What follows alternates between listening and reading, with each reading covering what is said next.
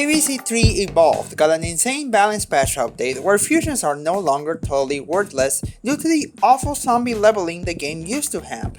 Everything has been scaled down in power, health, and density overall, with plant fusions becoming much stronger at base levels and zombie leveling being gutted to now being very gradual, with zombie hordes being way more spread out and overall easier to deal with now thanks to the newfound power of fusion plants.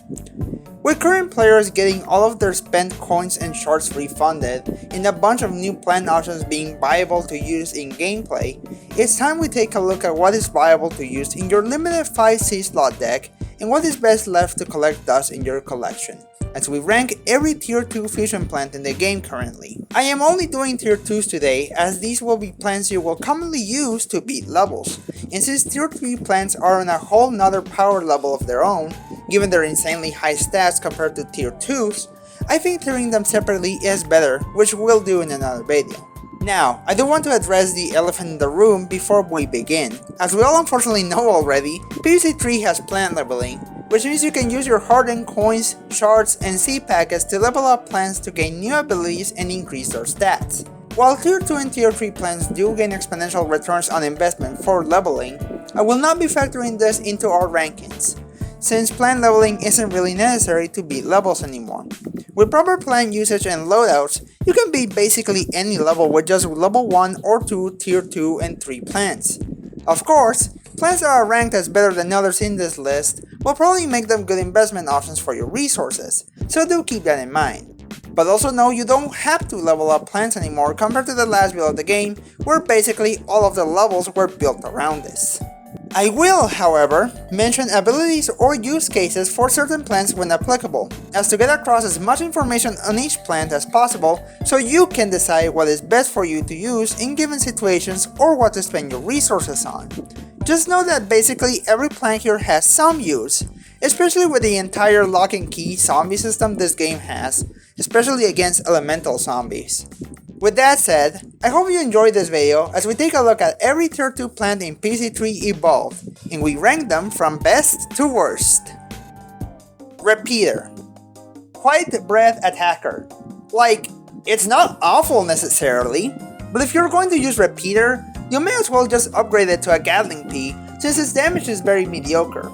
Grace and pretty much most grid items snuff out Repeater pretty hard, especially now that they have way more HP compared to the previous patch. If you use Repeater, you're either not really trying to get a 3-star, or you're going to upgrade to Gatling Pea soon, which is what you should do. Or you simply have another Peashooter fusion in your deck and you wish to bring some form of support damage. However, compared to other tier 2s, Repeater can help you beat the early levels in the game, be decent damage to a lane with another fusion plant, and is easy to set up, so it's not totally useless. We'll put it in C tier as it's a good baseline to compare other tier 2s to. Twin Sunflower. Best tier 2 sun producer in the game now that Sunshroom and its fusions got nerfed thanks to the reduction in sun production from leveling them up, and Sun Tower being far easier to access now. Good sun production whether used alone or when upgraded to Sun Tower maintains your early and mid game well, and even if you get Sun Tower later and use that as your main sun production, you can still plop 1 or 2 of these down for additional sun support. ECS tier. This is one plant that you'll be using all the time as we don't have too many sun producing options at the moment. Chugnut. Walls are surprisingly helpful again now that zombie leveling has been nerfed drastically, which means they deal far less damage than they did before, stalling zombies for longer. Walnut dies too easily, so Chugnut is excellent at keeping away hordes while also blocking flyers like pigeons and balloon zombie, delaying how quickly zombies advance into the lawn. However, Chugnut lacks any form of fighting back unlike other walls in searing range, which hurts it extremely hard against threats like pigeons that can very quickly tear down his HP. Don't get it twisted though. As for the recharge and cost that Walnut has, Chugnut can serve its functions of walling much better than before, while still having the highest hit points of all the tier 2 walls. But there are better walls that you could be using to provide more value over the course of a level. It escapes D tier by having the ability to block flyers though, and especially against balloon zombies while you're setting up lobbing plants like Cat Barrage, it can delay them pretty well. Slaw Slinger. Basically the only decent counter against balloon zombie while you unlock and or set up a Cat Barrage, though it is still useful when spammed alone. Its damage is decent, even if the fire rate is a little slow, and can attack zombies behind grid items, being a reliable counter against screen door zombies. Slow's Linger still goes higher than Repeater, going to the B tier, as it can carry you well in the early game and beat early levels easily. Though just like Repeater, if you're already using Slow's Linger to begin with, you may as well go off to Cabbage as its damage is much better overall for the same fire rate. Devastator. Devastator is okay, deals heavy damage to the target that triggers it, and less damage in a 3x3 area. This sounds pretty great, but setting up Devastator, and really any instant plant fusion, requires planning ahead and setting them up ahead of a zombie horde, as you can't merge instant plants that are in the middle of activating. This can mean that sometimes they just won't activate for the entire level, or lose value because a random basic zombie activates them, wasting their damage. Devastator suffers the most from this, as, while its damage is the highest out of every instant fusion in steering range, it has no other additional effects unlike the other instant plants, and it still can't take out cones or bucketheads on its own unfortunately. It's still useful to thin out weakened hordes or set up preemptively for safety in the mid or late game, but it's also depending on your lawn layout. If too many unsolid tiles appear on the right side of the lawn, forget about using any instance in general. Devastator gets a C tier, as its damage is still good for the early game, but you're better off setting up and using plants that deal constant damage instead of instant damage plants like Devastator. Lightning Reed. Lightning Reed is a bit of a strange one, as its damage is low, but that's because you're meant to use it in campgrounds levels, where the basics and some specials take triple damage from its attacks. In there, it is insanely good, as being able to hit 3 zombies at once for so much damage is insane value at any point of the level. This also makes its crowd control insanely good, and it's very cheap to set up too. In regular levels, Lightning Reed doesn't lose much value, as while its damage is low now that you don't get an elemental boost. Levels now have way more zombies in them compared to before, so Lightning Reed spam is still really good in levels even without the damage boost. Or you can bring a wall to stack zombies together in rows for that chain damage to stack up. Or a high single target damage option like Bonk Choy or Gatling-pea to get cleanup for high health targets. It's a bit of a slow strategy, but if winning is all you care about without stars being relevant, then Lightning Reed is great at that. Easy S tier plant. Wrangle Kelp. Back in previous builds, this plant used to be able to target zombies on the top and bottom lanes, dragging them into its own lane. Now it can only target its lane, and it really does suck. The damage they deal is very low, and while the stun is okay, dragging zombies closer to the house is terrible if you don't have the necessary DPS to take them out. This is probably one of the worst plants in the game next to sawblade grass. So to D tier it goes.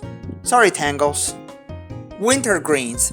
A 3x3 chill is incredibly useful currently, as the only other options for chilling are Nippy Cabbage and Numbing Cabbage. Basically wipes out most volcano zombies, but it suffers from the same issues as Devastator, where it can get triggered by weak zombies, wasting the area chill and the freeze duration. It also deals less damage than Devastator, but for the chill, it's not a terrible option. If you're already using Iceberg Lettuce, it can be great for the early game in volcano levels. It's still going to land in B tier, as you're better off setting up Nippy Cabbages to deal with volcano levels, but its damage is respectable and the chill slow is good. Umbrella Leaf. You bring it for Volcano and nowhere else, because there are no other Umbrella Leaf fusions yet. The Umbrella Leaf gives you more charges before wilting away compared to true Umbrella Leaves, so using it is a good way to save sun. But other than that, all it does is help you avoid the awful Volcano Blast from the Volcano levels.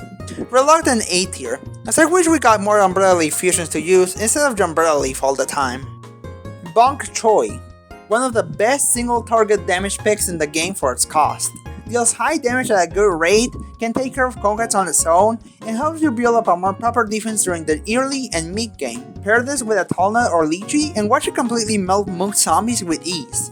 If you want to be efficient and get 3 stars easily, use Bonk Choy early game to deal with the zombies, and then set up whatever tier 3 attacker you need to beat the level reliably, including Bonk Choy, as its damage is even crazier. Grades and other great items aren't a problem against it, since its damage is high and attack rate is good that they won't last long at all. It's also an amazing counter against digger zombies during adventure levels, given its good damage takes care of them very quickly. The attack rate does hurt though, but for good damage, it's a worthwhile trade-off. S tier, as you can use it to carry your early game, or set up with a wall to make it a primary attacker in your loadout. Sawgrass. One of the saddest changes in the last patch, and probably one of the worst plants in this game. Before the update, this guy was useless like every other fusion due to zombies outpacing its very low damage, but it could at least attack 3 lanes at once in its tile, which would have been pretty useful as only Landscaper and Gargantuars can hit them. Now, its damage is still super low, and now only hits zombies in its tile and the tile in front of it, which most of the time will not matter as you'll place Spikeweeds far to the right, and even when stacked, it will deal so little damage that it doesn't matter. If you're already using Spikeweed fusions, placing some of these is a fine sun dump, but that's all it has going for it.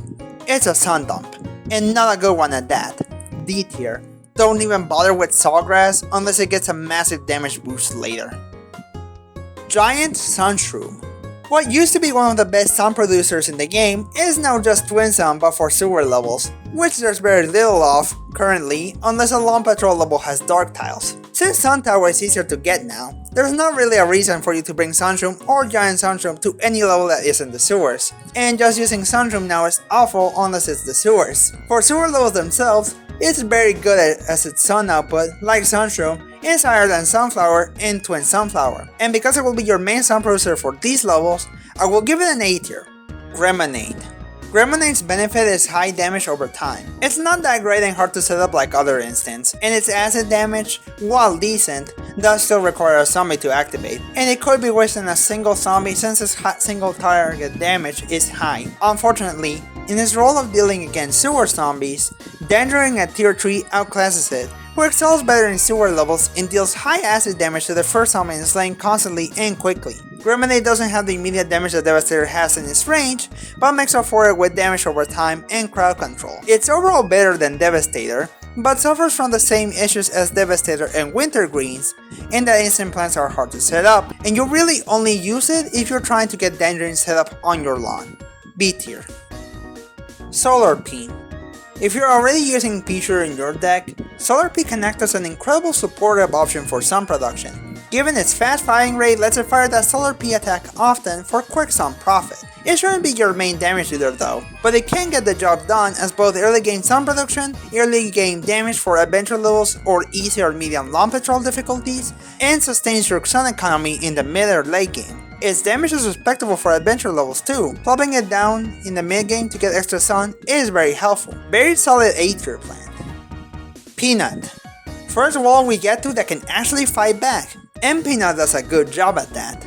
Not the highest damage in the world, but it can stack up quite nicely and is one of the only walls in its steering range currently that you can stack up in a lane, as Peanut will attack up to 3 tiles ahead of itself, so it can put up a good chunk of damage and protect well. The main downside Peanut has is its lack of offense against flyers, but as long as you bring a cabbage pool you should be okay. It also suffers against swarm zombies like chickens and pigeons, but you should ideally be using Lychee for that. While it lacks the health pool Talnut has, Peanut is still viable for normal levels and nearly runs off Lawn Patrol, so for that it gets a very solid A tier placement. Good redemption arc for this duo. Sling-pea. Sling-pea is just weird. In the previous update, its attack rate was much lower and could hit 5 targets. Then it was later reduced to 3 targets, making him completely worthless. Even though he was already worthless due to the zombie scaling. With the rebalance patch, Sling-pea got a slightly better attack rate again, and slightly better damage, but it can still only target 3 zombies and deals very low damage compared to other Cabbage Bowl fusions. Its range is extremely limited too, only being able to attack in a 3x3 area in front of itself. The fact you have to place it in the front puts it in danger, with unsolid tiles sometimes forcing you to place it near the middle of the lawn for even a chance at covering the lanes and attacking. When spammed, it's fine, but even 2 columns of them heavily struggle against dense hordes of zombies or in Lawn Patrol, requiring walls or some other attacker to really shine. It does okay in Adventure, but nowhere else, and even in Adventure it can struggle on its own very hard. D tier. Electric Peashooter. One of the biggest beneficiaries from the balance patch, as its damage got a big boost. Like a Lightning Reed, it excels in the campgrounds levels, but he lacks the range Lightning Reed has with its attack, only targeting the zombies in its lane, and only those that are close to each other. Like Lightning Reed, when spammed it deals very good damage, and pairing it with a high single target damage hitter helps it stay relevant in normal levels, but overall, it's a worse Lightning Reed that trades crowd control for damage in its own lane. But these levels are generally denser and more compact now, While not being overtly spammy, unlike before, Electropea can often get that change damage it needs to deal with the zombies efficiently. Does do better against chickens and pigeons compared to Lightning Reed as well, since they all only spawn in one lane now as opposed to the lanes above and below. A tier. Great alternative to Lightning Reed in campgrounds, but even still it can act as good primary damage in most adventure levels. Pine Needler. An extremely sad plant. It has one of the best piercing attacks for a tier 2 currently, piercing through 3 zombies at once from afar, and having decently high fire rate. But its damage is so low that it basically doesn't matter. You're gonna have to level up Pine Needler to make her work, but there are far better options in both high damage and in piercing. Incredibly sad D tier. It can't even deal with early games well due to its low damage, and spamming them isn't reliable. Don't use Pine Needler. Puff-shroom. One of the weirdest plants in here, as it technically costs 125 sun to plant compared to PvZ2's completely free sun cost, and it still retains the decaying over time mechanic from PvZ2, and now all of the shrooms have this gimmick as well. What makes Puff-shroom unique is its incredibly high damage even at level 1, and slightly faster attack rate compared to Peashooter, 1.25 second attack rate versus Peashooter's 1.50, outputting more shots overall compared to Peashooter and its evolutions while having triple the damage. It excels in sewer levels and nowhere else. Though if there's very little Dark Elves in the lawn like it happened to me when I first played the Adventure sewer levels, Puff-shroom will struggle against hordes a lot, so it's only worth it to use him if you can spam them, or if you're building up Dangering at tier 3. It's an A tier still as its damage is very good for the early game, but it definitely needs the space to work well. It can still carry you well in the early game for sewers given its cheap cost relative to other plants in its tier, so it's great to use still. Sunflower Seed. This plant's ability requires it to take damage, means it's not going to do enough, as it's highly similar to Walnut and thus won't last long in many levels to stall against dense hordes, where it doesn't get attacked enough to degrade, thus not giving you sun back. If it could get small bursts of sun as it took damage without needing to degrade, this would at least be C tier, but due to its ability being quite useless in most cases and not returning a lot of sun even when fully degraded, I have to put it down at D tier. Golden Yukon. Nerfed in the last patch as Potato Mine lost its splash damage, but now that it's got it back, Golden Yukon is once again great at being an early game instant with some great damage for adventure levels. While it no longer pays itself off, only generating 60 sun instead of the around 78 or 80 it used to, its damage is good for normal levels, and area of effect keep it competitive and useful in most stages of the game. A tier. It would probably be S tier if its damage wasn't outpacing areas like Lawn Patrol, or if Potato Mine in general was more useful. Chugnut.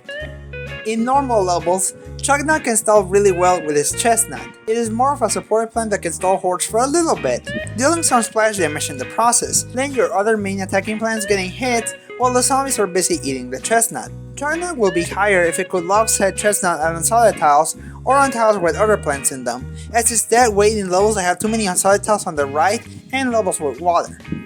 It's not totally awful however, but you should only use it as a support plant, as its chestnut can be dug up and it can only attack once the chestnut it threw is gone and after recharging for 10 seconds. Having multiple Chugnuts in a lane can cause a bit of trouble as well, as its chestnuts take out space, so only use one per lane for consistent, low damage stalling against the zombies.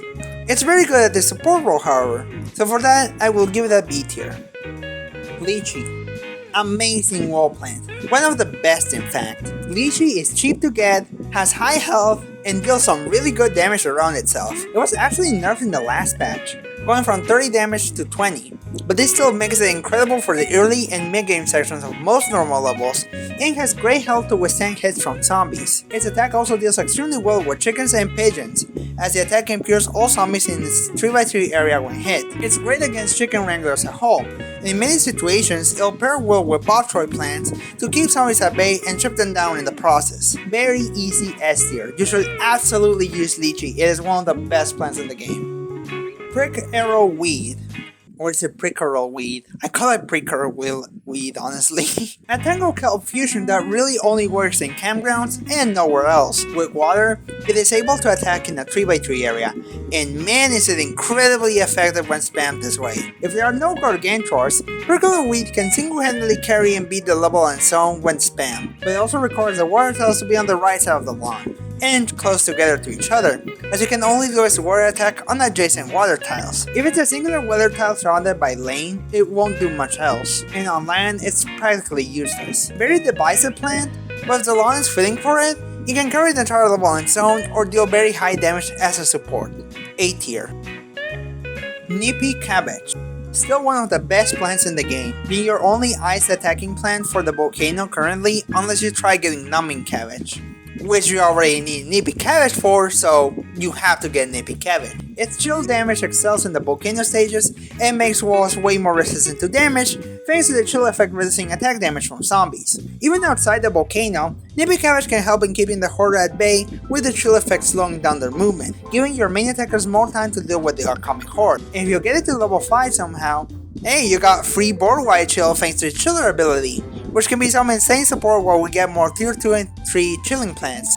Easy S tier for its support capabilities and letting you get through the volcano without issues. Speargrass. Speargrass is a great support attacker. If the lawn isn't filled with really annoying unsolid tiles on the right side or the middle, you can set it up with a wall and get the temper damage boost to go off consistently. Even still, since it has a 3 tile range, you can set it up behind other Bonk Choy plants with a wall and have it be a very useful support attacker. And it even works well with itself, as the attack pierces all zombies, so it's a great counter against chickens and pigeons as well. If you're already using Bonk Choy, Spikeweed, and Walnut, using Speargrass is a no-brainer. It works well as a supporter for any level, or as a main damage dealer for most regular levels. For this reason it gets an A tier. Not the best plant around, but far from the worst. And there you have it, a comprehensive tier list on all of the tier 2 fusions in PvZ 3 Evolved. Again, most of these are very useful in specific scenarios and in turn can beat a lot of adventure and long patrol levels without issue when used together. But tier 2s can still compete well against other tier 3s or help them with damage. And since tier 2s are easy to unlock with C packets given from levels or through simply playing the adventure, using them isn't hard and unlocking them is very easy. So you should totally take into account the tier list to decide what you want to get. Thank you for watching, and I will see you all next time for a tier 3 plant tier list. That one is bound to be interesting too, I'm sure. Until then, happy gardening and good luck in your adventures.